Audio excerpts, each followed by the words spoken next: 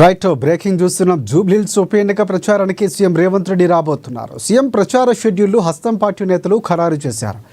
4వ రోడ్ షోలు ఒక బహిరంగ సభలో సీఎం రేవంత్ రెడ్డి పాల్గొనబోతున్నారు.